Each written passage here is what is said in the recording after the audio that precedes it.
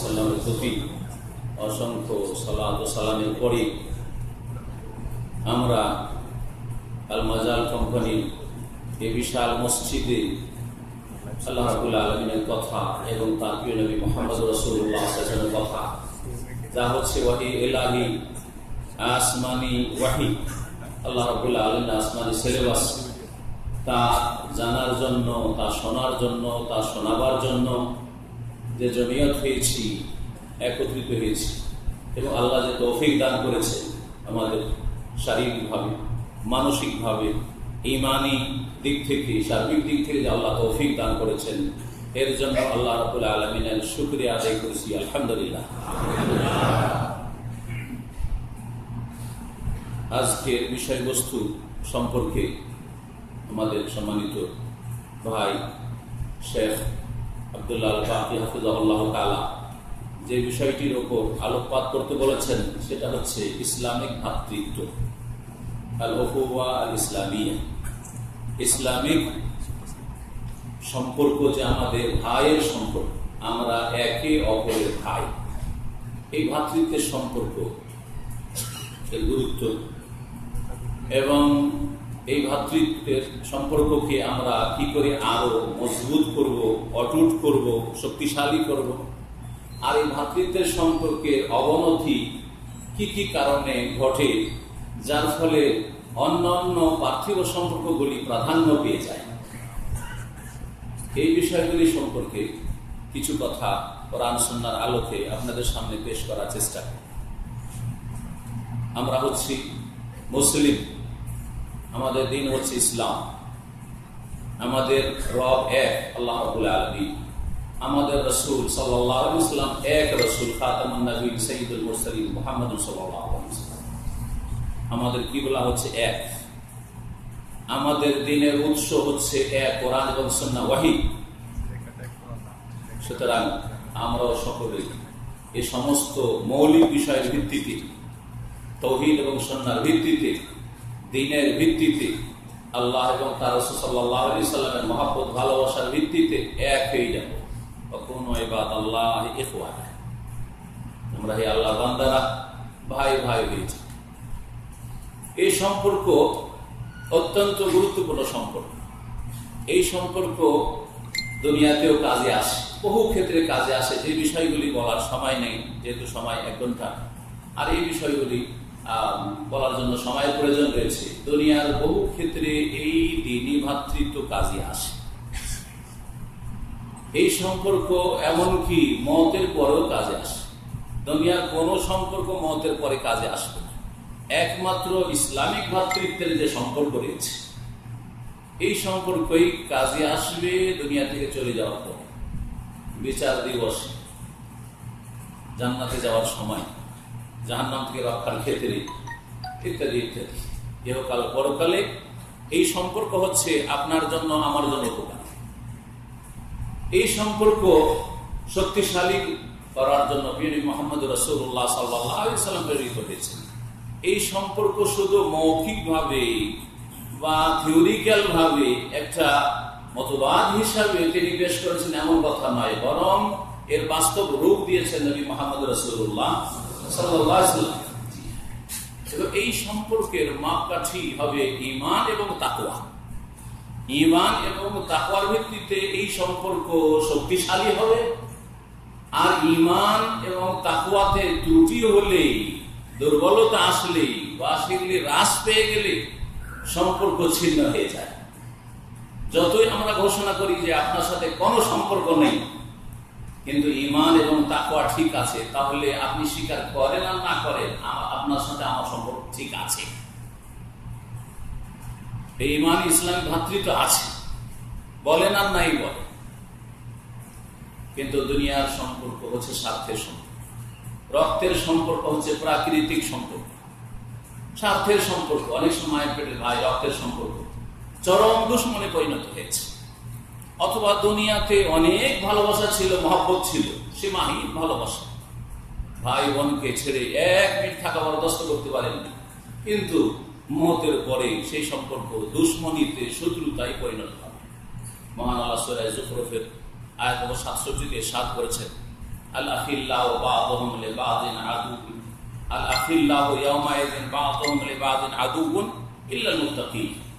বন্ধুরা, ভাইরা, এই যে একে অপরকে ভালোবাসতো এইসব লোকেরা ইয়াওমাইযিন, সেই কিয়ামতের দিনে, বিচার দিবসে, পরকালে, বা'দুহুম লিবা'দিন আদুউন, একে অপরের শত্রু হয়ে যাবে, ইল্লাল মুত্তাকিন, একমাত্র যারা আল্লাহ ভীরু, তাকওয়ার ভিত্তিতে সম্পর্ক ছিল।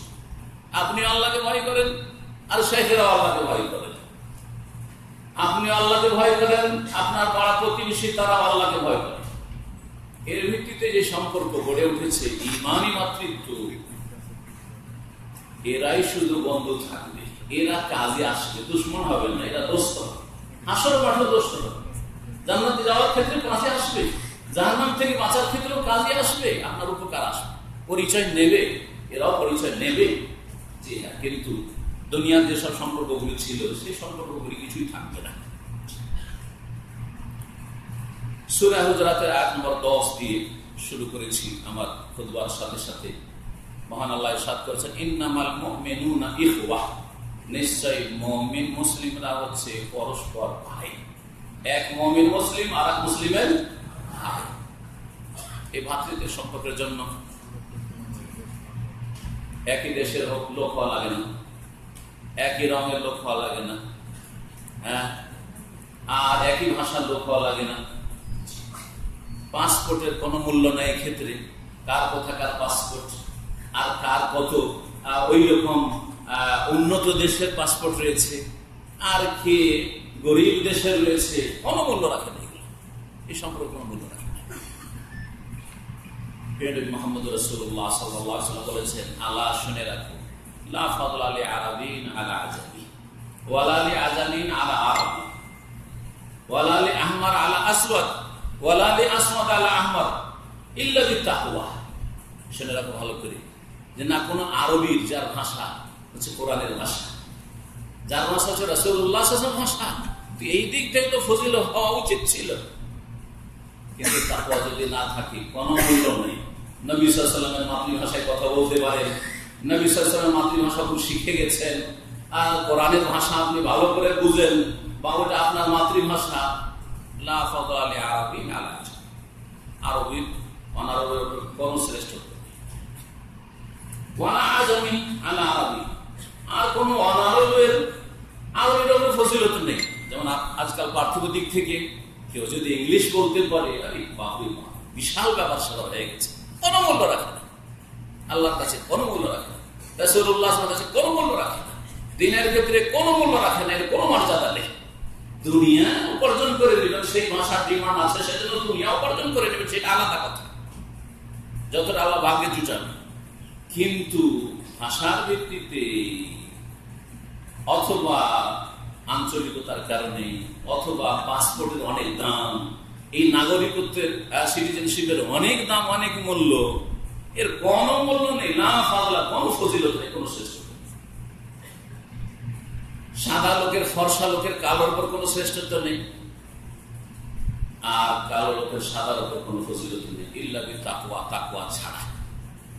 ইন্না আকরামাকুম ইনদাল্লাহি আতকাকুম। মহান আল্লাহ সূরা হুজুরাতে ইরশাদ করেছেন যে নিশ্চয় তোমাদের মধ্যে সবচেয়ে বেশি সম্মানিত যে যত বেশি আল্লাহ, আল্লাহর ভয়ে ভালো কাজ করে, ভালো কথা বলে, আল্লাহর ভয়ে মন্দ কথা কাজ থেকে যে যত বেশি বেঁচে থাকে, যার অন্তরে আল্লাহর বেশি ভয় আছে, শুধু দাবিদার হইলে হবে না, এর বাস্তব রূপ সে তার লাইফে দিতে পারছে। অন্তরে যে ভয় আছে, এর বহিঃপ্রকাশ আপনার আকীদায়, আপনার নবী সাল্লাল্লাহু আলাইহি ওয়াসাল্লামের ইত্তেবা অনুসরণে, আপনার ইবাদত বন্দেগীতে, আপনার আখলাক চরিত্রে, আপনার ব্যবসা বাণিজ্যে, আপনার পারিবারিক বিষয়গুলিতে, আপনার চলাফেরায়, একে অপরের সাথে চলাফেরার ক্ষেত্রে, মামলাত আদান প্রদানের ক্ষেত্রে এর বহিঃপ্রকাশ ঘটছে।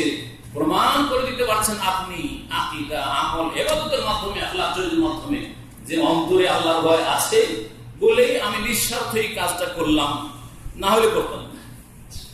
দুনিয়ার কোনো স্বার্থ নেই। আল্লাহ রাব্বুল আলামিন বলছেন, ইন্নামাল মুমিনুনা ইখওয়া, সূরা হুজুরাত আয়াত নম্বর 10, নিশ্চয়ই মুমিন মুসলিমরা পরস্পর ভাই, এই ভ্রাতৃত্বকে শুধু টিকাতে হবে না, এই ভ্রাতৃত্বকে এক নম্বরে শুধু রাখা, শুধু মুখে বললে হবে না। এই ভ্রাতৃত্ব কি করে শক্তিশালী হয়, মজবুত হয়, স্থায়ী হয়, এই ভ্রাতৃত্বে কোন রকমের অবনতি না ঘটে, এই বিষয়গুলি প্রত্যেককে ঠিক রাখতে হবে, প্রত্যেকে ঠিক রাখতে হবে। আর শুনে রাখেন, এই ভ্রাতৃত্ব দু চারটা মাসলা ইখতিলাফ থাকার কারণে নষ্ট হয়ে যায়। আপনার সাথে আমার মাসলা মাসাইলে কিছু ইখতিলাফ আছে, তাহলে এটা আমার দুশমন, এটা দেখতেই পারি না, এগুলি মূর্খদের কথা। এর সাথে আমার মতের মিল নেই। হ্যাঁ, এই ব্যক্তি হচ্ছে বিতর্কিত, যার ফলে ওকে ইসলাম থেকে এমন করে খারিজ করলেন যে ইহুদির সাথে, নাসারার সাথে, হিন্দুর সাথেও আপনার সেই বৈরিতা নেই। যে বৈরিতা দু চারটা মাসলা ইখতিলাফের কারণে একজন রফায়দানি করে, একজন রফায়দানি করেন না, একজন যদি আমি বলে একজন আসছে, আরে ও নামাজ পড়তে পড়তে দুশ্মনী পয়দা হয়ে, হ্যাঁ, এইরকম নাই। একজন কাঁধে কাঁধ পায়ে পা ঠেকায়, আর একজন ঠেকাতে চাই না, ওই নামাজ পড়তে পড়তে দুশ্মনী পয়দা হয়ে, এই সমস্তগুলি বর্জনীয়। এতে ভ্রাতৃত্ব নষ্ট হয় না। জি, এই ভ্রাতৃত্বকে কি করে আপনি আরো শক্তিশালী করতে পারবেন, এর জন্য চেষ্টা করতে হবে উভয় পক্ষকে। মতের অমিল থাকতে পারে, আল্লাহ বলছেন যে মানুষের স্বভাবই হচ্ছে যে সর্বদাই তাদের মধ্যে মতবিরোধ থাকবে, ইখতিলাফ থাকবে। তবে হে নবী মুহাম্মদ সাল্লাল্লাহু আলাইহি ওয়াসাল্লাম, তোমার রব যার উপর দয়া করেছেন সেই ইখতিলাফ করবে না, ইখতিলাফের সমাধান আর মতবিরোধের সমাধানের জন্য ফিরে আসবে আসল উৎসে, সেটা হচ্ছে ওহী, কোরআন এবং সুন্নাহর কাছে ফিরে আসবে। সমাধান এই নয় যে আপনার দল ভারী, আপনার গায়ে জোর আছে সেজন্য আপনারটা আমাকে মানিয়ে নেবেন, অথবা আমার জবানের জোর আছে সেজন্য আমারটা আপনাদেরকে মানিয়ে নেব না, এটা সমাধান না। সমাধান হচ্ছে আমাদের সকলকে ফিরে আসতে হবে কোন দিকে?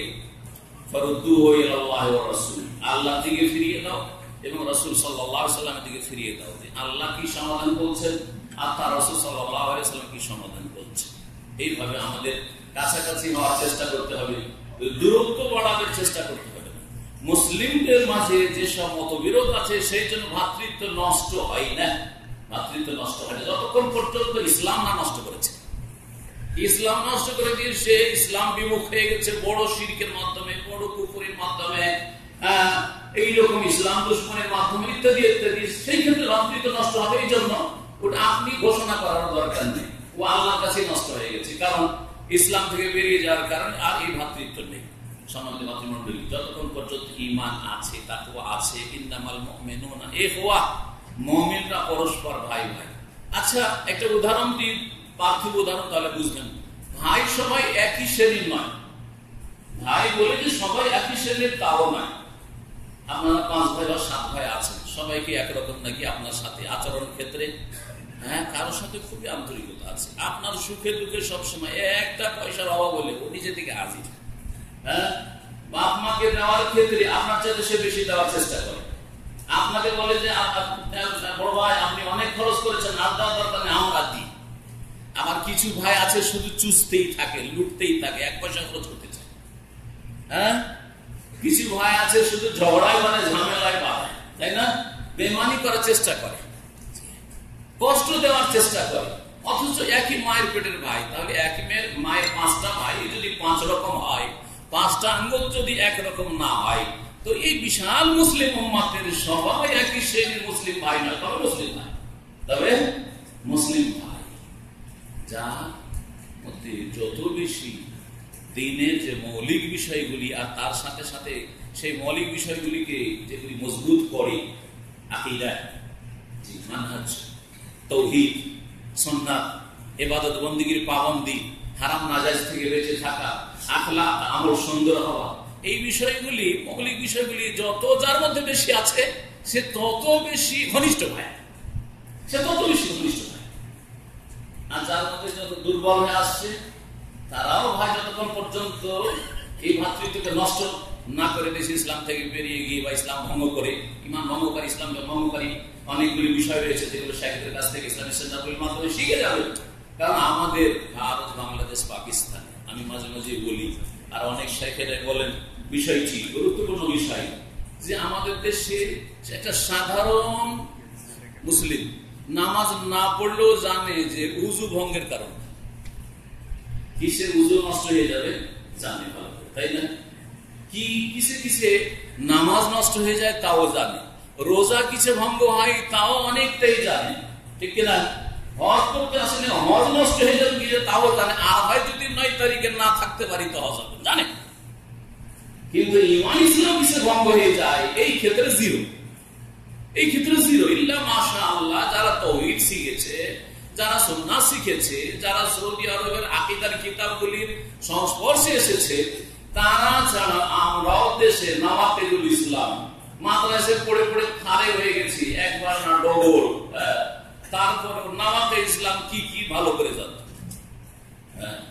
এই জন্য আকীদার কিতাবাদির সাথে সম্পর্ক ঘনিষ্ঠ করতে হবে, সেগুলি শিখতে হবে। আকীদার যারা বিশেষজ্ঞ উলামা কেরাম, বিশেষ করে সৌদি আরবের ইসলামিক সেন্টার, দাওয়াত সেন্টারগুলি যারা দায়ী বাইরে আছেন, বিশেষ করে জেদ্দায় যারা আছেন, তাদের কাছ থেকে কিছু শিখতে হবে। সৌদি আরবে যেসব আলেম ওলামারা লেখাপড়া করেছেন তাদের কাছ থেকে কিছু শিখতে হবে, কারণ তারা আকীদা তাওহীদের সুন্নাহ বিশেষজ্ঞ, তারা দলিল ভিত্তিক লেখাপড়া করেন। সম্মানিত মণ্ডলী, অতক্ষণ পর্যন্ত এই ইমানি ভাতৃত্ব নষ্ট না হবে যতক্ষণ পর্যন্ত ইমান না নষ্ট হয়েছে, যতক্ষণ ইসলাম না নষ্ট হয়েছে। সুতরাং আপনি আপনার মুসলিম ভাই যদি চোরও হয় তাকে দুশ্মন মনে করবেন, এই চোর, এই বেঈমান, এই হারাম খাওয়া কখনো আপনার ইসলামের স্বার্থে কাজে আসতে পারে, ইসলামের স্বার্থে কাজে আসতে পারে। ছোটকালে আমরা বড় বড় ওয়াজ দেশে ওয়াজ মাহফিলে যেতাম, শুনতে যেতাম, তো একজন খুব প্রখ্যাত বক্তা ছিলেন, যদিও তারা কোরআন সুন্নাহর ওই রকম ধরনের দলিল ভিত্তিক আলেম ছিলেন না, কিন্তু মানে জনপ্রিয়তা লাভ শুরু করেছিলেন ওনারা। তাদের একজনের বক্তব্য শুনেছিলাম, তিনি একটা পয়েন্ট বলেছিলেন, ছোট আমরা তখন 15-16 বছর 17 বছর বয়স, কিন্তু তখন থেকে মুখস্থ আছে যে মুসলিম সমাজের চোরগুলোকে মেরে ফেলিয়েন। দেশে পকেট মাল 10টা টাকা চুরি করার চেষ্টা করেছে, গণপিটুনিতে মেরে ফেললেন। আল্লাহ যে সাজা দেননি সেই সাজা মূর্খ সমাজের লোকেরা দেয়। কেউ একটা আপনার কাঁঠাল পেড়ে খেয়ে নিয়েছে, আম লিচু পেড়ে খেয়ে নিয়েছে, ওকে মারতে মারতে গোটা গ্রামের লোকেরা মেরে ফেলে এই জাহিল মূর্খ সমাজ। তিনি বলেছিলেন ওয়াজে যে দেখেন মুসলিম সমাজের যারা চোর ডাকাত অথবা এইরকম যারা দুষ্ট প্রকৃতির লোক, বদমাইশ লোক, ওগুলো মেরে ফেলিয়েন না, ওগুলো একদিন কাজে আসবে।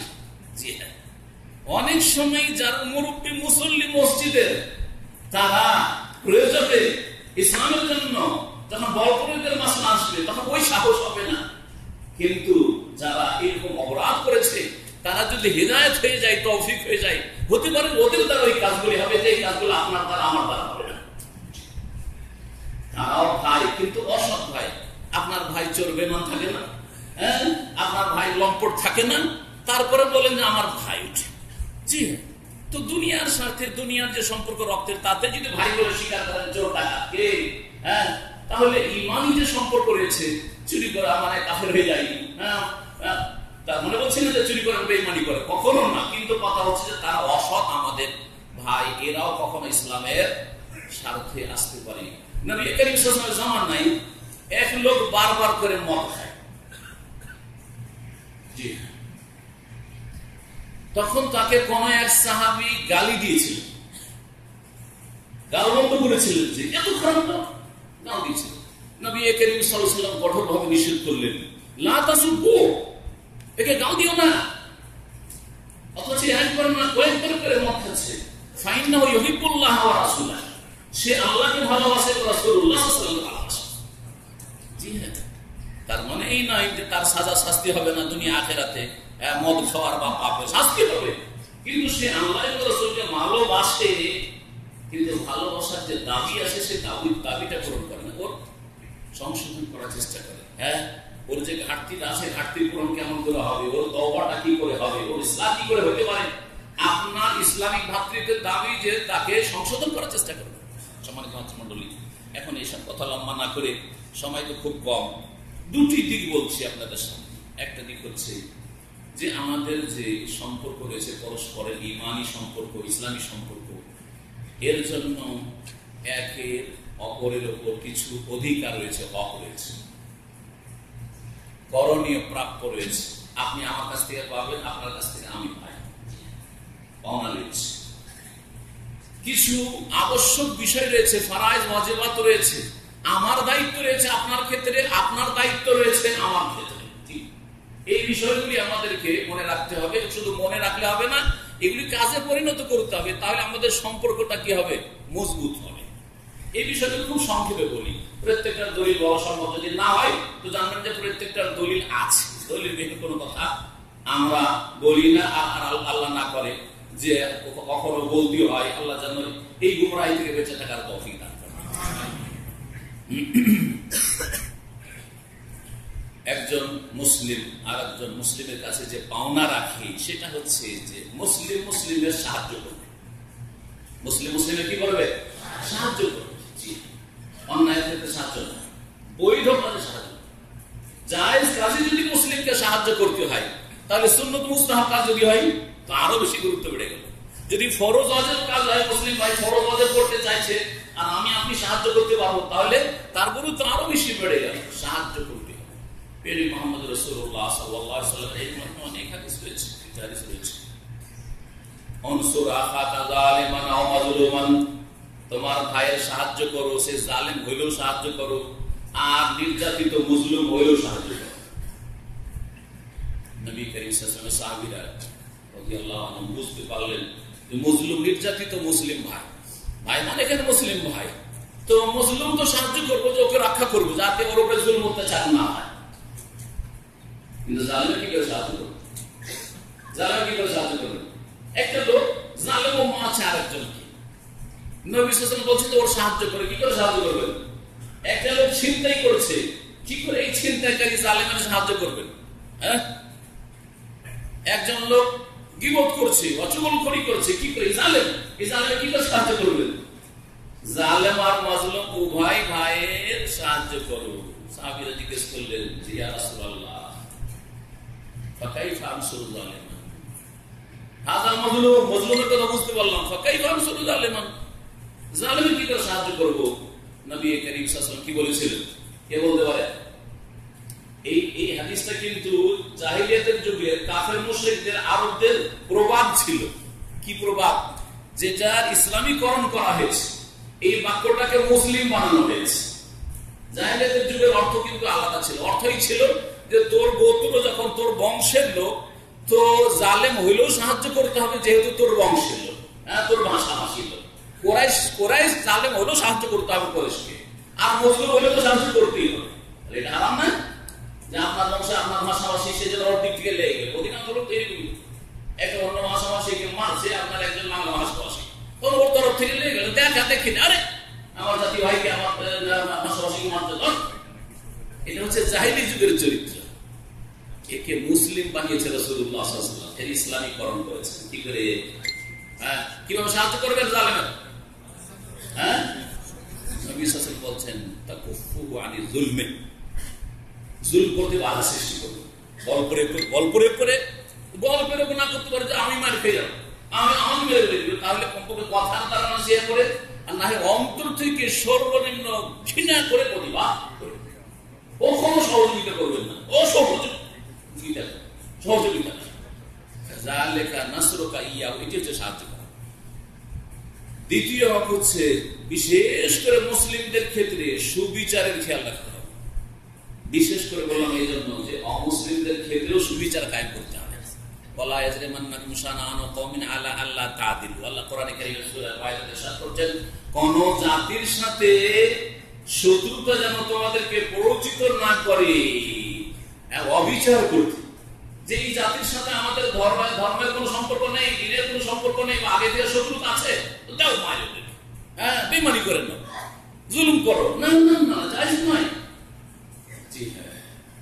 এই জন্য যে ব্যক্তি কোন নেতৃত্বে থাকবেন, সে বিচারপতি হোক, অথবা ধরেন একটা প্রতিষ্ঠানের মালিক অথবা ম্যানেজার, একজন মুসলিম আছে, মুসলিম ওয়ার্কার আছে, অমুসলিম আছে, শুধু দিনের ভিত্তিতে স্যালারি বেশি করবে এটা জায়েজ না।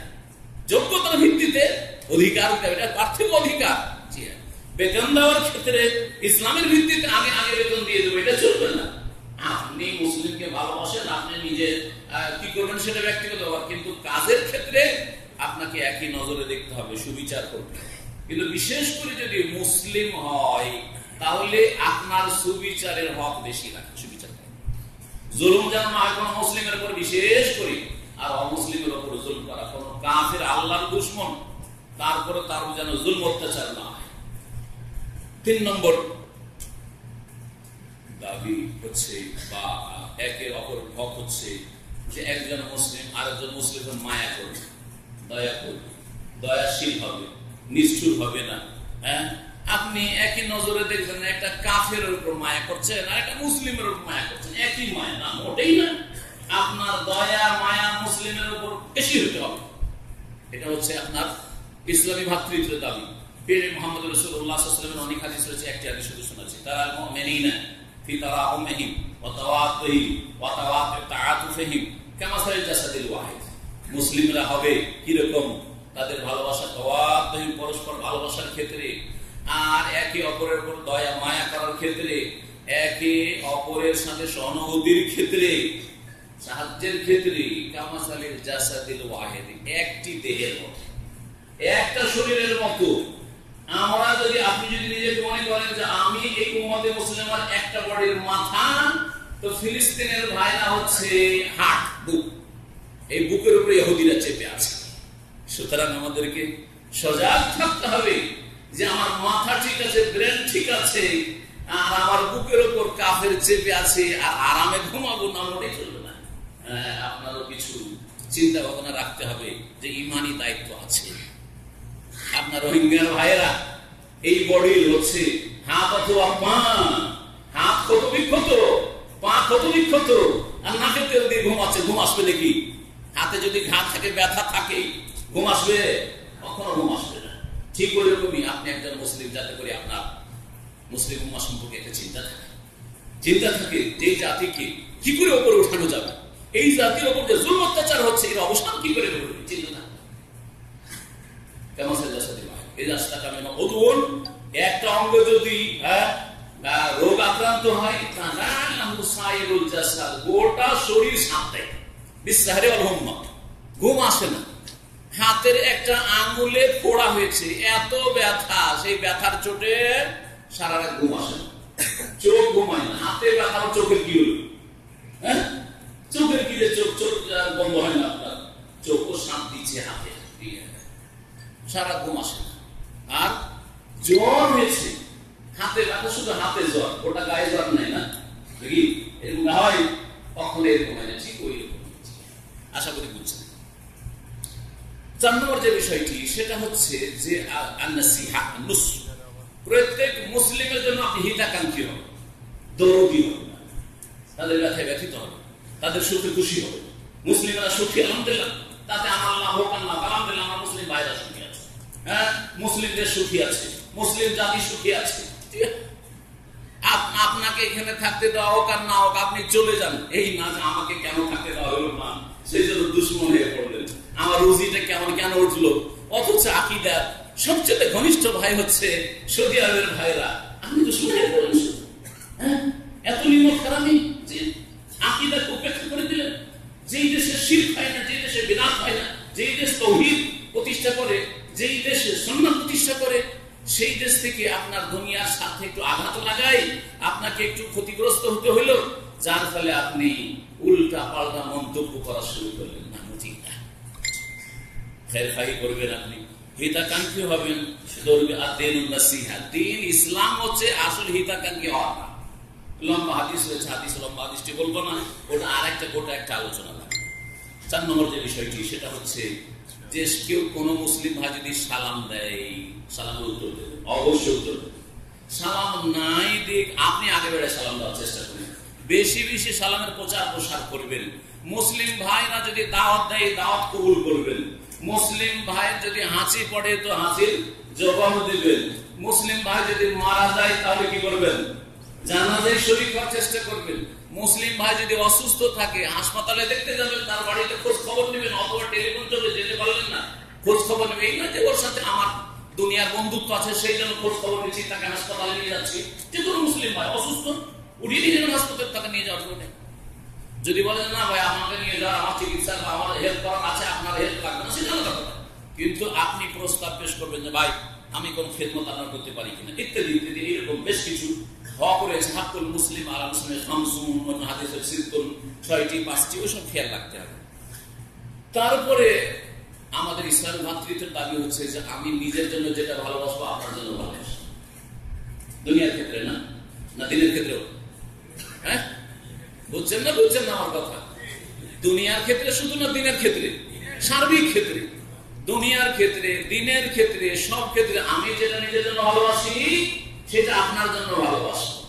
হ্যাঁ, সুতরাং আমার যেন ক্ষতি না হয়, আমার যেন মানহানি না হয়, আমার যেন বদনাম না করা হয়, আমার যেন শত্রুতা না করা হয়, আপনারও যেন শত্রুতা না হয়, আপনারও শত্রুতা করবো না।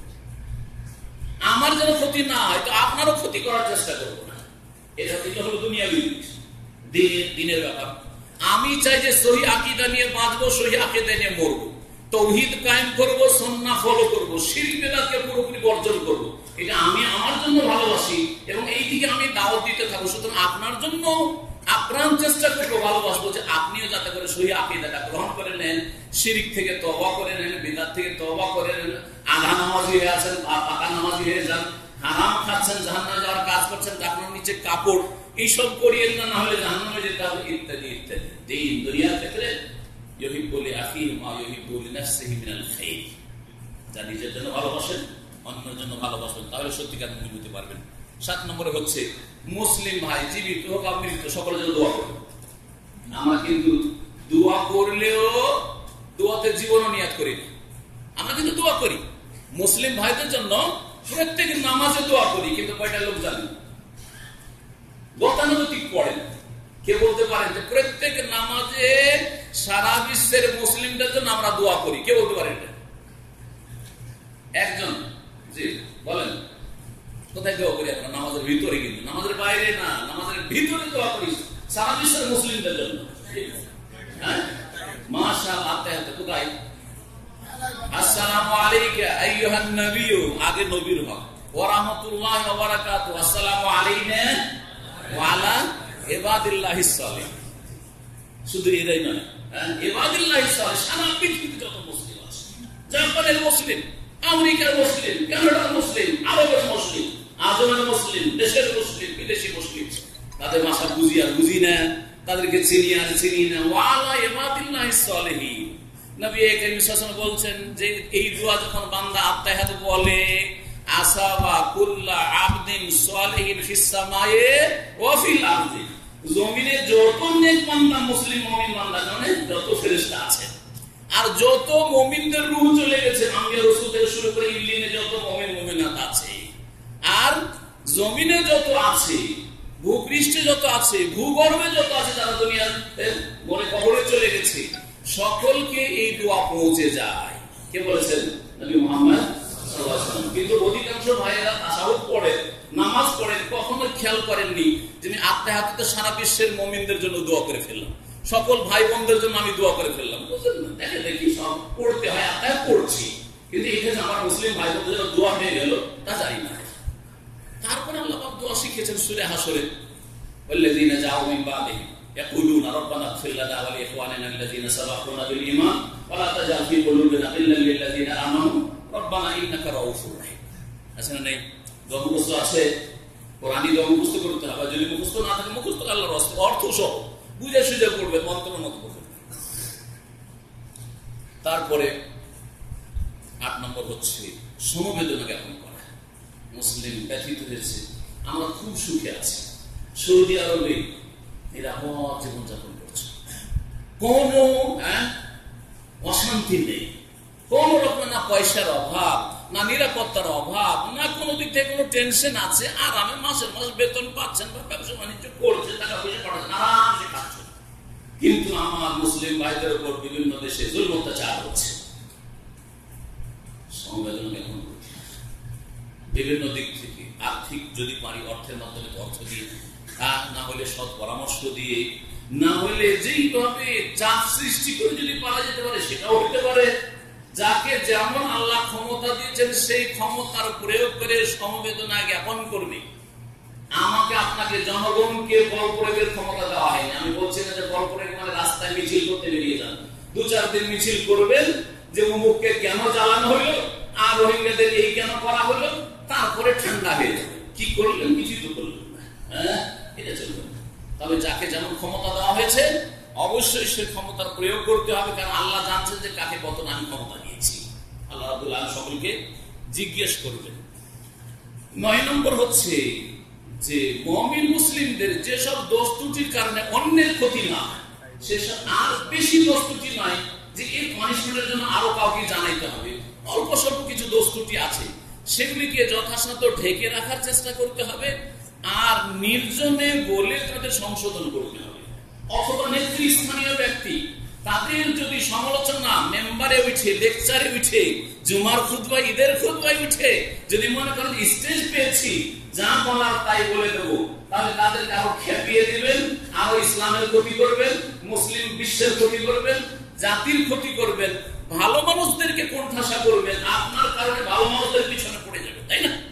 সুতরাং এটা হিকমতের কাজ না যে আমি মেম্বারে স্টেজে উঠে আমি কি করছি, তাদের কল্যাণ চাইছি, সুতরাং তাদের নসিহত করছি। আপনি মেম্বারে উঠে নসিহত করছেন, আর যাকে নসিহত করছেন তিনি আপনার সামনেও না, আপনার ভাষাও বুঝে না, 5000 কিলোমিটার দূরে আছে, আমি প্রতিবাদ জানাচ্ছি, আমি নসিহত করছি। ভুল কথা, ভুল তরিকা। বিশেষ করে শাসকদের ক্ষেত্রে সালাফে সালেহিনের তরিকা, তারা নির্জনে আইম্মা কেরাম আবু হানিফা, শাফি, মালিক, আহমদ, আইম্মা কেরাম তারা নির্জনে দেখা করে, আর সৌদি আরব উলামা কেরাম শাইখ বাজ রাহিমাহুল্লাহ, ইবনে উসাইমিন, এরকম সমস্ত উলামা কেরাম সালাফে সালেহিন শুরু থেকে শেষ পর্যন্ত, এমনকি সাহাবায়ে কেরাম খোলাফাদের কাছে যেতেন আর নির্জনে বলতেন যে এই ত্রুটিগুলো হচ্ছে, যেগুলি সংশোধন করতে হবে। তাদেরকে না বলে স্টেজে উঠে গেলেন আর তারপরে চিৎকার করে বলতে শুরু করলেন। কখনো তা দিয়ে সংস্কার সংশোধন হবে না, বরং তাদের ফাসাদ সৃষ্টি হবে। ইসলাম হবে না, ফাসাদ হবে। আল্লাহু লা ইউহিব্বুল ফাসাদ, আল্লাহ ফাসাদ ভালোবাসেন। আপনার উদ্দেশ্যটা কি?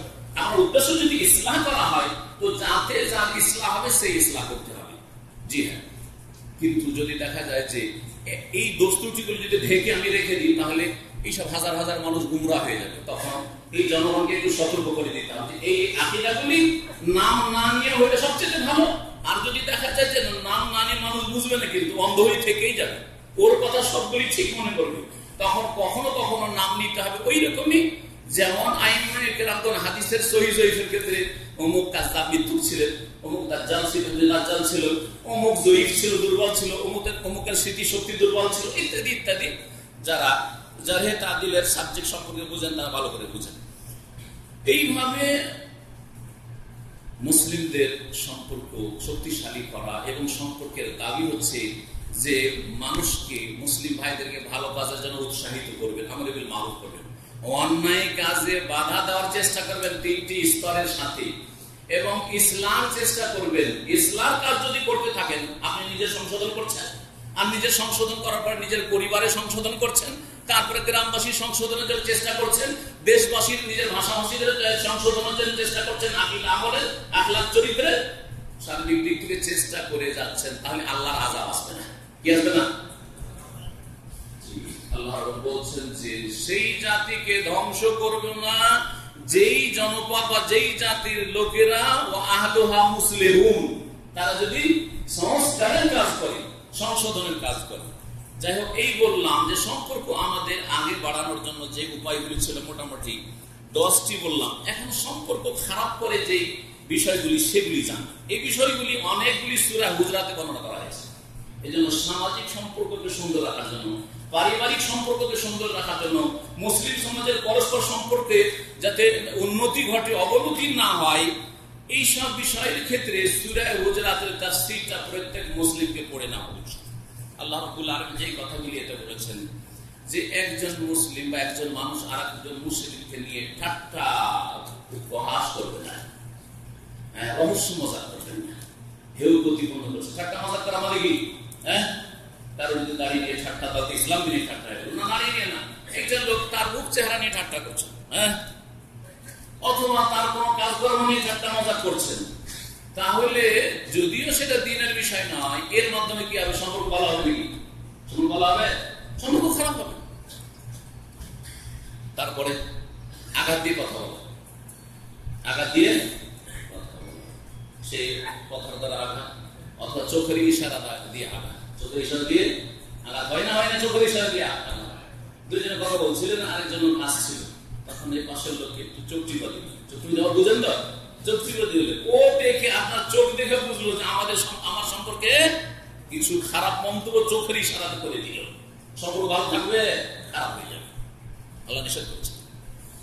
তারপরে একটা লোকের একটা ভালো নাম আছে আর একটা খারাপ নাম আছে। খারাপ নামটা পছন্দ করে কিন্তু গ্রামের লোক ফেলে দিয়েছে। ও খারাপ নাম যদি বলেন তো আপনার ভালোবাসবে না দুশ্মন হয়ে যাবে, সম্পর্ক খারাপ হবে, ঠিক না? একটা লোকের নাম কত সুন্দর নাম, হাবিবুর রহমান, আব্দুর রহমান, আর গ্রামের লোকেরা ওকে কি বলে, কাট্টু মাট্টু ঝাঁটু ঝাঁটু, এসব নাম আমাদের দেশে আছে, যদি বলেন খারাপ লাগে। তো এরকম করলে খারাপ হবে, এগুলো নিষেধ করেছে, কোরআন কারীম নিষেধ করা হয়েছে। তারপরে ব্যক্তি জীবনের তার দোষ ত্রুটি আছে, তার মধ্যে আছে দোষ ত্রুটিগুলি। লোকটা টাকনার নিচে কাপড়, আপনাদেরকে যদি বলি যে অমুক ব্যক্তি টাকনার নিচে কাপড়, ও কি শিখেছে? লাভ হবে? লাভ করবে। ব্যক্তি জীবনে বলছে অমুক লোক ফজরের নামাজে দেখাই যায় না, আপনাদেরকে বলে লাভ থাকে যে ব্যক্তি জীবনের ভুল ত্রুটি, সুতরাং ওকে বলতে হবে, ওকে বলতে হবে। এই ভুলের দ্বারা, এইরকম ভুলগুলি দ্বারা আপনাদের কোনো ক্ষতি নেই, শুধু আপনাদেরকে বলে লাভ থাকে। তো গীবত করা কাবিরা গুনাহ একমাত্র বিশেষ বিশেষ ক্ষেত্রগুলিতে, যেগুলি ইমাম নববী রাহমাতুল্লাহ আলাইহি সহিহ মুসলিমের ভাষ্যে, তারপরে রিয়াদুস সালিহিন অন্যান্য উলামা উল্লেখ করেছেন, সেগুলি ছাড়া আসল হচ্ছে গীবত হচ্ছে খারাপ। সম্পর্ক যাতে খারাপ করে তার একটি হচ্ছে কুধারণা রাখা, কারো সম্পর্কে ভুল ধারণা রাখা। দেখলেই আপনার ভুল ধারণা, দেখলেই ওর সম্পর্কে কোনো সুধারণা হয় না। এটা কিন্তু অনেক সময় কি করে, সম্পর্ক জানতে বলে যে আমাকে ভালো মনে করেন, সবসময় আমাকে খারাপ নজরে দেখে, সম্পর্ক খারাপ করে দেয়। এইরকমই কারো পিছনে পড়া, তদন্ত, গোয়েন্দাগিরি করা। একটা হচ্ছে সরকারের কাজ, অপরাধী ধরার জন্য গোয়েন্দা থাকা, সেটা জরুরি, সেটা জরুরি, প্রত্যেক দেশে আছে আর থাকবে সেটা। কিন্তু আপনি আমার পিছনে পড়ে গেলেন যে কি দোষ এর খুঁজে পায়, আপনার পিছনে আমি পড়ে গেলাম, কি খুঁজে পায়? কিছুই খুঁজে পান না। একদিন দেখা গেছে যে অমুক শেখ, তার পাশে আপনার বাসা, ফজরের নামাজে দেখেন, আর এই যে ফজর নামাজে শেখ আসে না, গোটা গ্রামকে সবাইকে বলে দিলেন, অথচ মাসে আপনি 3 দিন এসছেন, আর শেখ 29 দিন আসে, একদিন হয়তো তার গোসল করেছিল, অথবা তার ঘুম ভাঙেনি, বেচার হতে পারে কি পারে না। কিন্তু আপনার উদ্দেশ্য হচ্ছে কি, মানহানি করার উদ্দেশ্য, ওর দোষ কি করে খুঁজে পায়, কি করে দোষ খুঁজে পায়। মুসলিমদের দোষ ত্রুটি খুঁজতে হবে না, বরং ঢাকার চেষ্টা করতে হবে। 7 নম্বর, যাদের সম্পর্ক খারাপ করে, মানুষকে ছোট নজরে দেখা। আমার মতে, আপনার মতো তাদের শরীর স্বাস্থ্য সবকিছু, সে ক্লিন করে 500 টাকা বেতন বা 400 টাকা বেতন, সেজন্য তাকে ছোট নজরে দেখবেন। আমাদের দেশে কি হয়, ধনীদের জন্য বিয়ে শাদীতে 4 টেবিল দিয়ে খাবার দেওয়া হয়, আর গ্রামের গরিব গুলোকে কি করা হয়, খড় বিছিয়ে দিয়ে আর কলা পাতাতে খেতে দেওয়া হয়, করা হয় না? এই যে বেদাতি যতগুলি খাবার রয়েছে, মরার নামে ভোজ, মারা গেছে, এই ভোজগুলিতে গরিবকে খাওয়াইয়ে সওয়াব করবো, অথচ গরিবকে খাওয়াচ্ছে মাটিতে বসিয়ে, আর ওই নেতাগুলোকে আর সমাজের বড় বড় পয়সাওয়ালাদেরকে তাদেরকে খাওয়াচ্ছে 4 টেবিলে অথবা স্পেশাল রুমে বসিয়ে, ভিআইপি রুমে বসিয়ে। এরকম চরিত্র, এতে সম্পর্ক ভালো হবে? গ্রামের ওই গরিবগুলি খেয়ে দিয়ে খুশি হবে না লানত দিবে? আল্লাহ লানত হোক, আমরাকে নিচে বসিয়েছে, অপমান করেছে, আমরাকে ঘৃণা নজর বসো, আগে এদের খাওয়া হোক, আগে ভিআইপিদের খাওয়া হোক, তারপরে তোমরা। হয়তো অভাবে তাড়নায় দুটো খেয়ে যাবে, কিন্তু আপনাকে একটা ভালো হবে না, সম্পর্ক খারাপ হবে। এইরকমই জুলম অত্যাচার করা, কথা বন্ধ করে দেওয়া। মুসলিম মুসলিমের সাথে কথা বলে না, কয়দিন যায়? 2.5 দিন হবে, 2.5 দিন করতে গেলে আব্দুল কাদের জিলানীর নাম নাকি বিনা উজুতে নিলে কয়টা চুল পড়ে যাবে শরীরের? 2.5টা না 16টা করবে, 2.5টা হতে পারে, কিন্তু আমি শুয়া শুনেছি 2.5টাও করবে না, 2.5টা পড়ে যাবে, 2.5টা পড়ে যাবে। ওই রকমই আপনি বলেন যে 2.5 দিন পর্যন্ত যায়, 3 দিনের বেশি নবী করিম সাল্লাল্লাহু আলাইহি ওয়াসাল্লাম বলেছেন যে কথা বন্ধ করা কোন মুসলিমের সাথে জায়েজ নয়। ইয়ালতাকিয়ানে ফায়ুরাদু হাযা ওয়া ইউরদু হাযা, দেখা সাক্ষাতের সুযোগ সুবিধা হচ্ছে, কিন্তু দেখলেই মুখ ফিরিয়ে নিচ্ছে, দেখছে যে মসজিদে ঢুকলো, আরে ওই দিকে ডান দিকে লাগলো, আমি বাম দিকে লাগলো, অথচ নামাজ পড়তে আসছে। এই যদি হয় হারাম। জি, 3 দিন কেন ছাড় দেওয়া হয়েছে? মেজাজটা গরম ছিল, ঠান্ডা হইতে 3 দিন লাগতে পারে। হ্যাঁ, মনে আক্রোশ ছিল, ঠান্ডা হইতে কারো এক বেলায় হয়ে যাবে, 1 ঘন্টায় হয়ে যাবে, কারো 1 দিন লাগতে পারে, কারো 2 দিন লাগতে পারে। চলো, আল্লাহ বলছে তোমাকে 3 দিন সময় দিলাম, 3 দিনে ঠিক হও, নাহলে তোমাদের আমলই কবুল করবো না। আসমানে নিচেই দিকে আল্লাহ বলেন যে এই 2 লোকে ঝগড়া করেছে আর কথা বলেন, এদেরকে ছাড় দাও, অবশ্য দাও, আর এদের আমলগুলি নিজেই রেখে দাও, হাত্তা ইয়াস্তালিহা, যতক্ষণ পর্যন্ত মীমাংসা না করবে কেউ চলে না। এইরকম যাতে না হয়, এইরকমই আমরা দেখা সাক্ষাতের সুযোগ হচ্ছে, সালামের সুযোগ হচ্ছে, কেউ কাউকে সালাম দিচ্ছে না, এরকম না হয়। তারপরে দালালি করা নিষেধ করেছেন। দালালি করলে সম্পর্ক খারাপ। দালালি করলে কি হয়? যদি জানতে পারে, আজকাল জমির দালালি, সুবহানাল্লাহ। আমি একবার জমি কিনতে গেলাম অনেকদিন আগে একটা জায়গা বাড়ি করার জন্য, 3 কাঠা মাত্র জায়গা। আমার ঘনিষ্ঠ ব্যক্তি তার মাধ্যমে কিনিনি, একজন দূরের ব্যক্তি সরাসরি মালিককে নিয়ে হাজির করে মালিকের কাছ থেকে কিনে নিয়েছি। মালিকের কাছ থেকে কিনে নিলাম, তখন ওই দালালের পয়সাটা তার খেতে পেল না, বুঝছেন কিনা? যেহেতু সরাসরি মালিকের সাথে কথা হয়ে গেল, সস্তাতে একটু পেয়ে গেছি। ওকে ব্যাপার করেছে আমাদের ঘনিষ্ঠ ব্যক্তিকে, যে ভাই ওই এলাকা একটু শহরের কাছে, জমি একটু দেখে শুনে দেন। সবসময় রেট আরো 10,000, 20,000 বেশি করে, 5,000 বেশি করে বলে। অনেকদিন আর খবর। তারপরে পরে জানতে পেরেছে আমাদের জমি কিনা হয়ে গেছে, ওই জায়গাটা 3 কাঠা কিনা হয়েছে। আরে তারপরে কি যে রাগ, উল্টো পাল্টা কথা। আচ্ছা, ওকে দেখবো কি করে জমি কিনে, আমাকে ছাড়া আমার পরামর্শ না এগুলো করলো। পরে জানতে পারলাম যে এলাকাতে জমি কেনার দালালি করে, আমার কাছ থেকে কিছু পয়সা খেত। কথা বোঝা গেছে? কারণ এতে কি হয়েছে? সম্পর্কে দূরত্ব হয়েছে না হয়নি জানতে পারার কারণে, রহস্য জেনে গেছে, সম্পর্কটা খারাপ করেছে, সেই করেছে। এই জন্য দালালি করা নিষেধ করেছেন নবী করিম সাল্লাল্লাহু আলাইহি ওয়াসাল্লাম। একজন কোন মেয়েকে পয়গাম দিয়েছে, প্রস্তাব, এখন কথাবার্তা চলছে, আপনি ঢুকে পড়লেন, আরে ওকে কেন দিবে, আমার ছেলে আছে, আমি বিয়ে করবো না। ওরা কথা বলছে, কথাটা বলতে দেন, ওদের কথা বলা শেষ হয়ে যাবে। হা হয়ে গেলে, হানা হয়ে গেলে, যখন না হয়ে গেছে তখন আপনি অথবা দেখছেন যে অসুবিধা নেই, ও কথাবার্তা বলছে আর তার সাথে সাথে কথা হচ্ছে, কিন্তু আপোষে এইরকম ঝগড়া নেই। একাধিক প্রস্তাব জায়েজ আছে, ওলামা কখনো কখনো বলেছেন, যখন দেখবেন এতে সম্পর্কের অবনতির সম্ভাবনা বা আশঙ্কা নেই তখন। আর না হলে একজন যখন পয়গাম দিয়েছে, বিশেষ করে কথা যদি পাকা হয়ে যায়, কথা চুক্তি হয়ে গেছে, পাকাপাকি হয়ে গেছে যে বিয়ের সাথে আমাদের আপোষে হবে, আর একজন গিয়ে বলছে ওর ছেলে কতটা লেখাপড়া, বলছে লেখাপড়া বেশি না, ও উচ্চ মাধ্যমিক করেছে, আরে আমি মাস্টার ডিগ্রি ছেলে নিয়েছি, সরকারি চাকরি করে, লন্ডনে থাকে, বিদেশে থাকে, লোক সামলে তার কারণে ওয়াদা করে সম্পর্ক খারাপ হবে না? হবে না? কথা বন্ধ, দুশ্মনী, ঝগড়া, বহু ঝগড়া হয় আমাদের দেশে। এসব থেকে বেঁচে থাকতে আর প্রত্যেকটার দলিল রয়েছে কোরআন এবং হাদিসে। আয়াতটির দিকে শুধু ইঙ্গিত করে দিচ্ছি। মহান আল্লাহ ইরশাদ করেছেন, ইয়া আইয়ুহাল্লাযীনা আমানু ইজতানিবু কাসীরাম মিনাল যান ইন্না বা'দাল যাননি ইসমুন ওয়া লা তাজাসসু ওয়া লা ইয়াগতাব বা'দুকুম বা'দান আইয়ুহিব্বু আহাদুকুম আন ইয়াকুলা লাহমা আখিহি মাইতান ফাকারিহতুমু ওয়াত্তাকুল্লাহ ইন্নাল্লাহা তাওয়াবুর রাহিম। এছাড়াও নবী করিম সাল্লাল্লাহু আলাইহি ওয়াসাল্লামের পরের দিকে যে দোষ ত্রুটিগুলি বললাম বা যে বদস্বভাবগুলি বললাম, সেগুলি নবী করিম সাল্লাল্লাহু আলাইহি ওয়াসাল্লামের হাদিসে রয়েছে। আয়াতের তরজমা সময় স্বল্পতার জন্য করলাম না, কারণ 1 ঘন্টা বলা হয়েছে, 1 ঘন্টা প্রায় হয়ে গেছে। 9 নম্বর যে বিষয়টি বলবো সেটা হচ্ছে যে আমাদের যে দ্বীনি ভ্রাতৃত্ব রয়েছে, এই ক্ষেত্রে দুনিয়ার স্বার্থ যেন না আসে। নাম বলছি দ্বীনি ভাই, হ্যাঁ, যখন দ্বীনি ভাইয়ের কথাটা আসলো, তখন একটা কথা এখানে ক্লিয়ার করি, কারণ এই সমস্যাগুলি আমাদের সমাজের সমস্যা।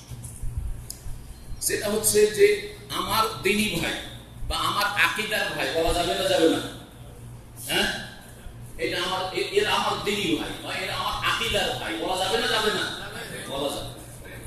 কারণ এখানে কোন ব্যক্তির সাথে বা কোন দলের সাথে সম্পৃক্ত করিনি। তার সাথে সম্পৃক্ত করেছে আমার ভ্রাতৃত্বকে দ্বীনের সাথে আর সহিহ আকীদার সাথে। আমার সহিহ আকীদার ভাই, আজকাল এই কথাটি ব্যবহার হচ্ছে। সহিহ আকীদার অনেক আপত্তি তুলতে পারে, যেটা কোথায় পেলেন না, সহিহ আকীদার ভাই বলা যায়। কারণ এর সহিহ আকীদার ভাই মানে ঘনিষ্ঠ ভাই। আমার আকীদা তার আকীদা, সেও তাওহীদ প্রতিষ্ঠা করে, আমিও তাওহীদবাদী, আর সেও সুন্নাহ প্রতিষ্ঠা করে, আমিও সুন্নাহ প্রতিষ্ঠা করি, সেও শিরক বিদআত সম্পর্কে সচেতন, আমিও সচেতন।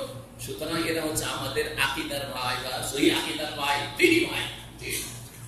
আর অন্যরা দিনী ভাই ঠিক আছে কিন্তু সহি আকীদার ভাই নয় হতে পারে। সুতরাং দিনী ভাইয়ের সাথে যদি আমরা বলি সহি আকীদার ভাই তাহলে জায়েজ, কিন্তু কিছু কিছু আবার অন্য ভাতৃত্ব আজকাল দেখা যাচ্ছে। যেমন কিছু লোকেরা বলে, লিখেও একবার এক পত্রিকা দেখলাম যে আমাদের সাংগঠনিক ভাই, কি আমাদের দলীয় ভাই, এই ভাই চলবে না। যদি মুসলিম সমাজ মুসলিম মতে কয়েকটা দল থাকা, রেসারেসি না থাকা অসুবিধা নেই। যেমন জেদ্দাতে অনেক দাওয়াত সেন্টার আছে কি নাই, কিন্তু রেসারেসি নাই যে তোরা কাজ করতে তোরাকে দেবো না আমরা করবো, এরকম যদি থাকে তো চলবে না। কিন্তু যদি পরস্পর সহযোগিতা থাকে, আর সেই রফিক হাফিজাহুল্লাহ এক সেন্টারে, সেই আব্দুল বাকি আরেক সেন্টারে, পরস্পর সহযোগিতা আছে, রেসারেসি নাই, কেউ কাউকে ঠেকাঠেকি নাই, তাহলে খুব সুন্দর কথাবার্তা। নেকির কাজে, আল্লাহ বিরুদ্ধের কাজে পরস্পর সহযোগিতা করো, আর অন্যায়ের কাজে, সীমা লঙ্ঘনের কাজে, গুনার কাজে কেউ কাউকে সাহায্য করিও না। এইরকমই সংগঠন বিষয় যদি রেসারেসি শুরু হয়ে যায়, অধিকাংশ ক্ষেত্রে রেসারেসি। সুতরাং সেই ক্ষেত্রে আমার সাংগঠনিক ভাই, তার মানে একই সংগঠনের লোক আমরা, সেই জন্য এ হচ্ছে আমার ভাই। আর যে আমার সংগঠন করে না সে আমার ভাই না, দুশ্মন, কারণ আমার সংগঠন করে না, অথচ একই আকীদার লোক, একই আকীদার লোক। এটা অবশ্যই বর্জনীয়, এটা ছেড়ে দেওয়া ফরজ। এই ভাষাগুলি প্রয়োগ করা জাহিলিয়াতের গন্ধ নিয়ে আসে। যেমন ভাষাগত ভাই না, দেশগত ভাই না, আর তারপরে রঙগত ভাই না, যে ভাই আমরা এশিয়ার লোক সুতরাং ভাই ভাই, আমরা আফ্রিকার লোক ভাই ভাই, আমরা ইউরোপের লোক সব ভাই ভাই, আমরা একই দেশের লোক, আপনার নেশারিটি হচ্ছে আমেরিকা, আমারও, সুতরাং আমরা ভাই ভাই, মানে এইসব না ইসলাম। ঠিক তেমনই মনে রাখবেন যে এই সাংগঠনিক ভাই, এইরকমই আরো মেলা রকমের ভাইয়ের নতুন নতুন আজকাল প্রয়োগগুলি করে থাকে মানুষরা, এগুলো নাই। দুনিয়ার স্বার্থ যাতে করে আমাদের এই দিনের ভালোবাসার ক্ষেত্রে বা দিনী ভাতৃত্বের ক্ষেত্রে না থাকে, তাহলে এর ফল কিন্তু আল্লাহর কাছে পাবে, আখিরাতেও পাবে। হাদিসে কুদসি রয়েছে, মুসনাদ আহমদ এবং ইমাম মালিকও বর্ণনা করেছেন। কাল আল্লাহু আযজা ওয়া জাল্লা, মহান আল্লাহর হাদিসে কুদসি, আল্লাহ বলছেন, ওয়াজাবাত মাহাব্বাতি লিল মুতাহাব্বিনা ফিয়া, আমার ভালোবাসা অবধারিত হয়ে গেছে, ফরজ হয়ে গেছে ওই সব লোকদের জন্য যারা আমার জন্য একে অপরকে ভালোবাসে। আল্লাহর জন্য যদি আপনি আমাকে ভালোবাসেন, আপনাকে আমি ভালোবাসি, এটা হচ্ছে ইমানি ভাতৃত্ব। তাহলে আল্লাহর ভালোবাসা আপনার জন্য আমার জন্য বড় হয়ে গেছে। পক্ষান্তরে দুনিয়ার স্বার্থে আপনার কাছে আমি টাকার ধার পাই, আপনি আমার কাছ থেকে কিছু পান, স্বার্থ আছে, সেই জন্য ভালোবাসা, খাতির আর খাওয়া দাওয়া আর সম্পর্ক, না হলে কোনো সম্পর্ক নেই। যদিও বলছেন যে দিনী ভাই দিনী ভাই, তো এটা দুনিয়াবি সম্পর্ক, এটা সেই দিন কোনো কাজে আসবে না, ক্ষতি করবে। শুনে রাখেন, যাতে ভালোবাসা নষ্ট হয় 10 নম্বর, সেটা হচ্ছে গুনাহ করলে। যে কোনো গুনাহ করলে ভালোবাসা তিক্ততা আসে। আপনি বুঝেন আর না বুঝেন, আল্লাহর পক্ষ থেকে বালা মুসিবত নেমে আসে। ওমা আসাবাকুম মুসিবাতিন ফাবিমা কাসাবাত আইদিকুম, যে কোনো মুসিবত আসে, আর সম্পর্ক খারাপ হওয়া হচ্ছে মুসিবত। আপনার ভাইয়ের সাথে ঝগড়া বেঁধে গেল, স্বামী স্ত্রীতে ঝগড়া বেঁধে গেল, আপনি ভাবছেন যে আমার স্ত্রীর চরিত্র খারাপ, ও আমার সাথে ভাষা ভালো ব্যবহার করলো না, বা আপনার স্ত্রী বলছে আমার স্বামী খারাপ, আমার সাথে ভাষা খারাপ করলো বা ব্যবহার খারাপ করলো না, আপনাদের পাপ আছে, ব্লু ফিল্ম দেখছেন স্বামী স্ত্রী, সেই জন্য আল্লাহ ফাটল ধরিয়ে দিয়েছে। অথবা আপনাদের মধ্যে কিছু খেয়ানত আছে, আপনি, আপনার স্ত্রী আছে, আর তারপরেও বেগানা মহিলার সাথে আপনি খারাপ সম্পর্ক, আপনি টেলিফোন করছেন, আল্লাহ তখন অন্তরে ফাটল ধরে দিয়েছে। অথবা আপনার স্ত্রী কিছু খেয়ানত করছে, এই নয় যে স্ত্রী আছে সেই জন্য প্রেম করবো না, আর স্ত্রী না তাহলে প্রেম করা যাবে, এটা নয়। কিন্তু প্রেম করা হয়েছে জেনা, প্রেম করা হচ্ছে জেনা। কিন্তু আজকাল মুসলিমরা ইহুদি নাসারাদের ভাষা ব্যবহার করে, কি বলছে জানেন? পবিত্র প্রেম। শুনেছেন এটা ভাষা? শুনেছেন না শুনেন নাই? পবিত্র প্রেম। আমি তখন প্রথম যখন পড়লাম কিছুদিন আগে, বললাম পবিত্র প্রেম, এটা আবার কি জিনিস? দেখলাম পবিত্র প্রেম মানে বলছে যদি বিয়ে করার নিয়তে যদি প্রেম প্রস্তাব দেওয়ার প্রেম করো, যে ওকে বিয়ে করে নেবো, প্রেম প্রেম করে, আর পার্কে নিয়ে ঘুরে ঘুরে সিনেমা দেখে দেখে, তাহলে বলছে পবিত্র প্রেম। আর যদি তোমার মধ্যে কি থাকে, ক্ষমতাবাজি থাকে, যে একটু ভোগ টোগ করে নেবো আর তারপরে ছেড়ে দিয়ে পালিয়ে যাবো, তাহলে ওটা নাকি অপবিত্র প্রেম। হ্যাঁ, আউযুবিল্লাহ। সবগুলিকে আল্লাহ জেনাকারী জানি বলেছে। জি হ্যাঁ, চোখের জেনা, কথার জেনা, হাতের জেনা, পায়ের জেনা, অন্তরের জেনা। অন্তর ওই দিকে ঝুঁকছে, ওই মেয়েটার দিকে, কথা ওর সাথে হচ্ছে, প্রেম আলাপ হচ্ছে, চোখ ওইদিকে যাচ্ছে, হাত ওদিকে বেড়ে যাচ্ছে, হেঁটে যাচ্ছেন, একটু দেখতে ওকে স্কুলের বা কলেজের গেটে গিয়ে দাঁড়িয়ে আছেন, সব পুলিশ দিয়ে না হচ্ছে অঙ্গ প্রত্যঙ্গের জন্য হচ্ছে। সুতরাং এই ইসলাম এই ভাগ না, এটা ইহুদি নাসারা কাফেরদের কাছে ভাগ আছে পবিত্র আর অপবিত্র প্রেম। ইসলামে প্রেম করা হচ্ছে হারাম। একমাত্র বিদাতীদের কাছে লাইলা মজনুর কিসসা, যাদের ধর্ম হচ্ছে লাইলা মজনুর প্রেম ছিল পবিত্র প্রেম।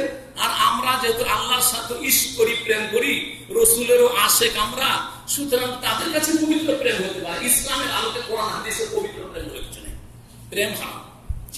স্ত্রীর সাথে শুধু প্রেম হচ্ছে, তার সাথে প্রেম আছে, স্ত্রীর সাথে ইশক করবে, আশেক রসুল, রসুলের সাথে ইশক চলবে না, আল্লাহর সাথে ইশক না, আল্লাহর সাথে মহব্বত, রসুলের সাথে মহব্বত, ভালো করে শিখে রাখেন। এগুলো হচ্ছে বেয়াদবি, যে আমরা আল্লাহর প্রেমিক, আল্লাহকে আল্লাহর সাথে প্রেম করি, রসুলের প্রেমিক, এগুলো সব বেয়াদবি কথা। সমাজে বাতমণ্ডলী যাতে সম্পর্ক খারাপ হয় তার একটি হচ্ছে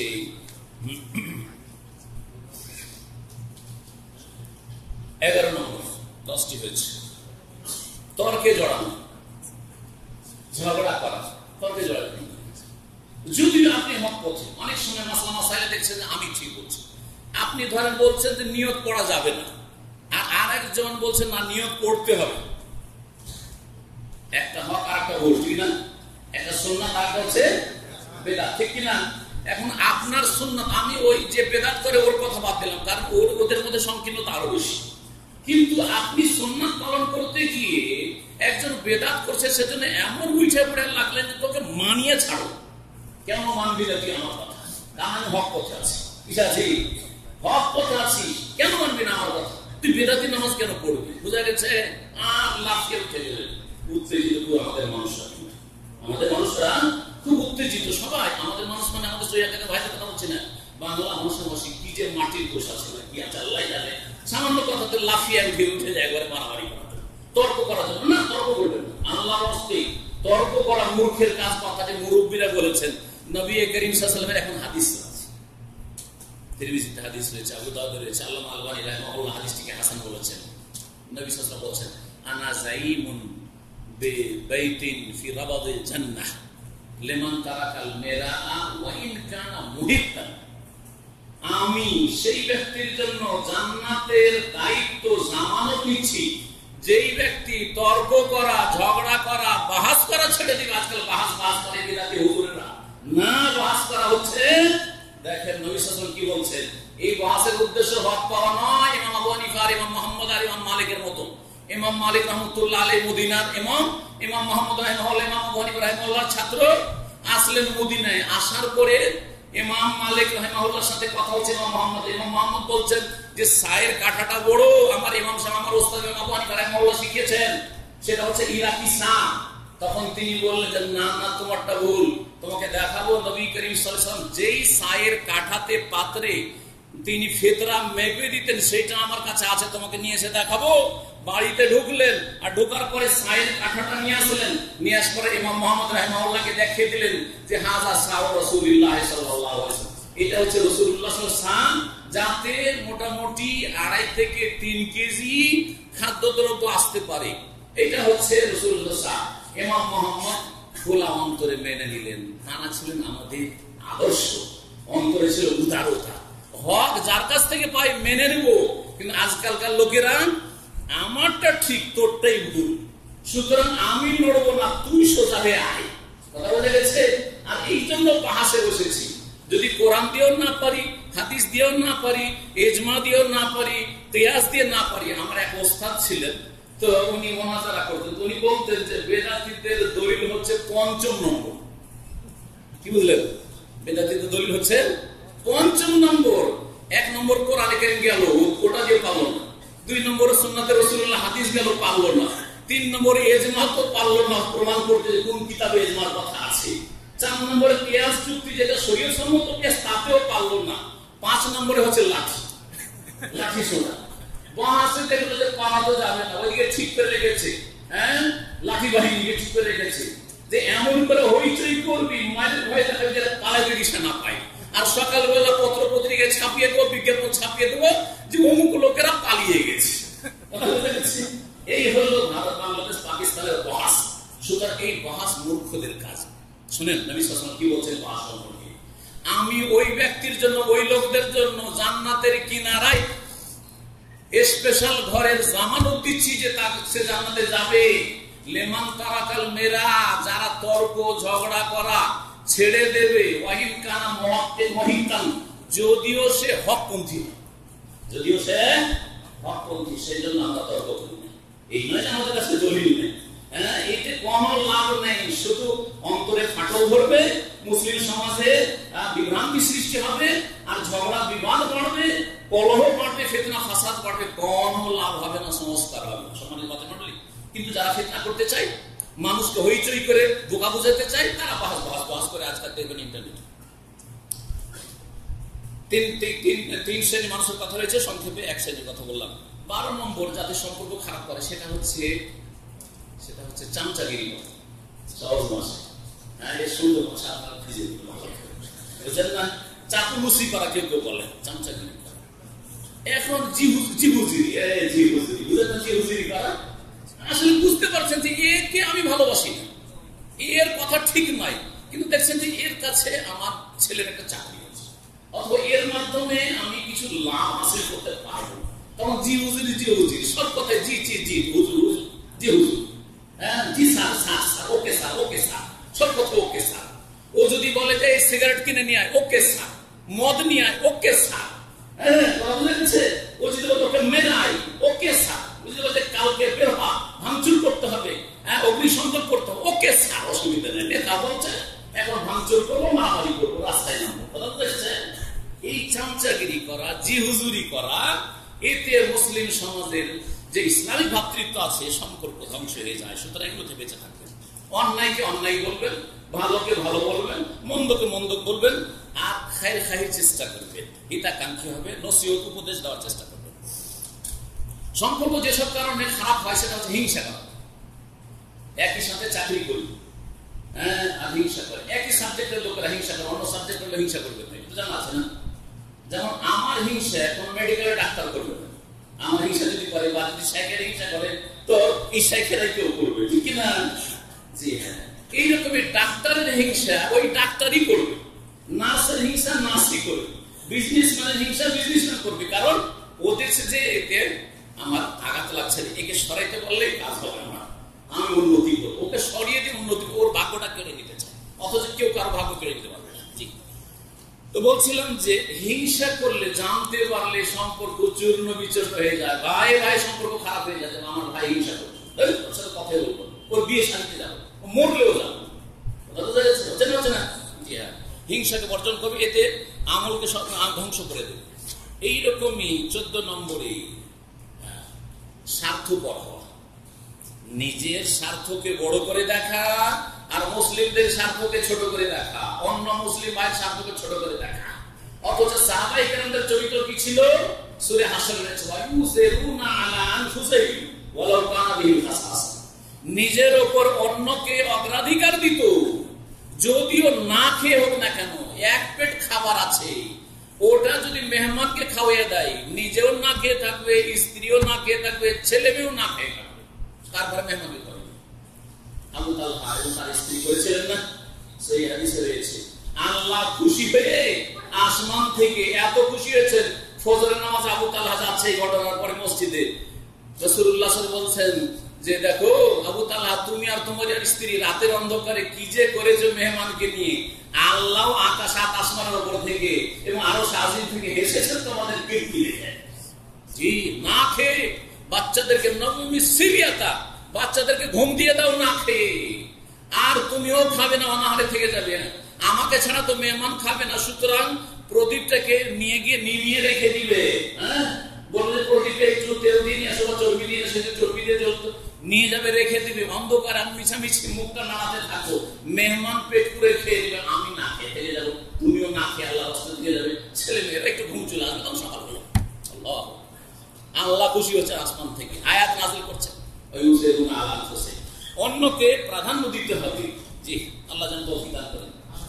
আজকাল কি করছি আমরা, বাসে উঠলেন, উঠার পর দেখছেন যে একটা চেয়ার বা দুটা চেয়ার খালি আছে, 30 বছর 40 বছরের মানুষ, আপনি গিয়ে প্রথম বসে, অথচ 60 বছর 70 বছরের বৃদ্ধ আছে। আরে মহিলা, এখানে জেদ্দা এয়ারপোর্টে নামলাম, বড়ই দুঃখ লাগে মুসলিমদের চরিত্র থেকে, বড়ই আক্ষেপ লাগে।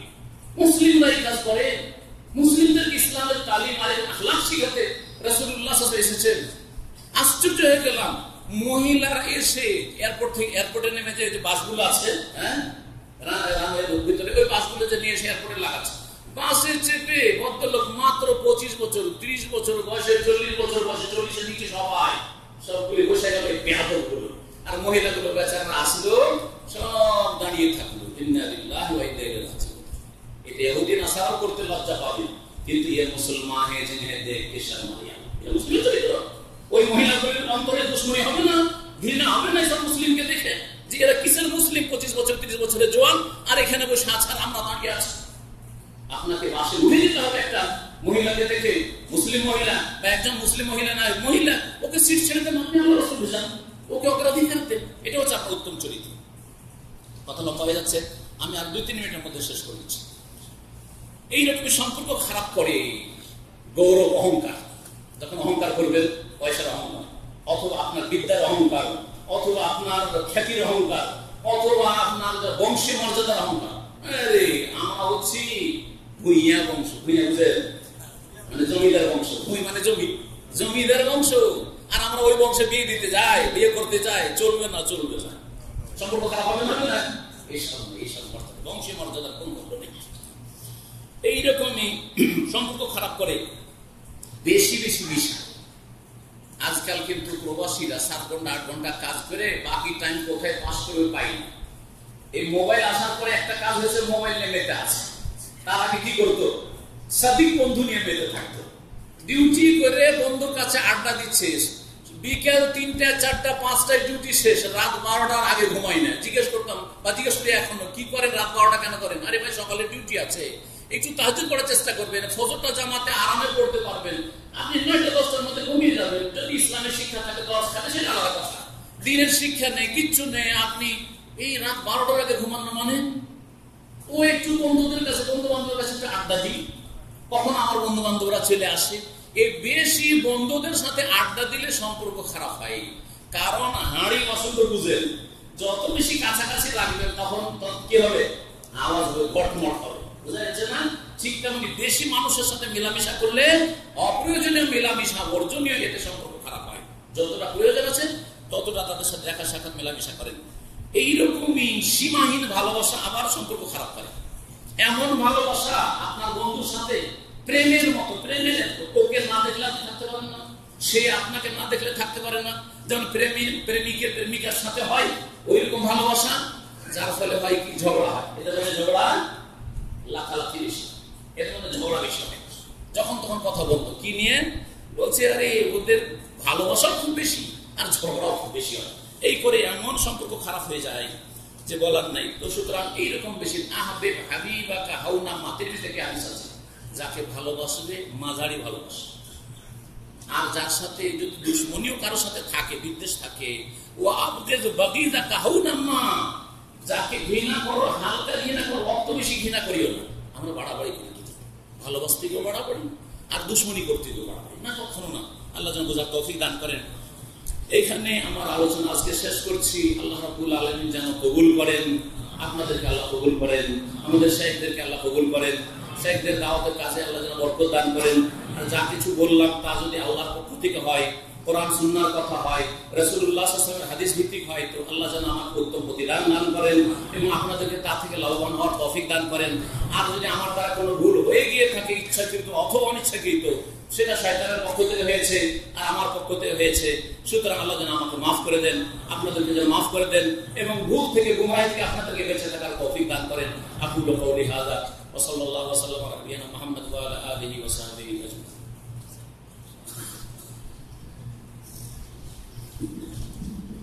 আলহামদুলিল্লাহ, গুরুত্বপূর্ণ বয়ান শুনছিলাম সমাজেরা। এবার সময় নষ্ট না করে চলে যাচ্ছি আপনাদের প্রশ্ন উত্তরে। আশা করবো আপনারা 1 মিনিট আপনার ধৈর্য ধারণ করবেন।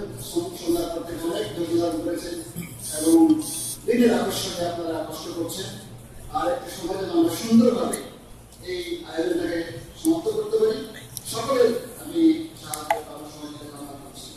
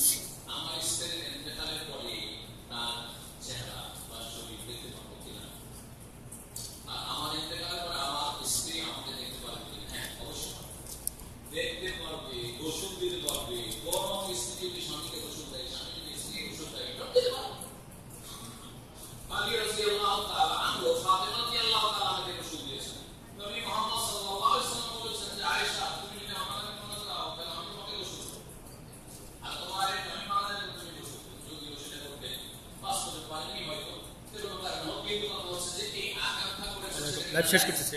সুতরাং যেই মজহাবে বলা হয়েছে যে ইসলামী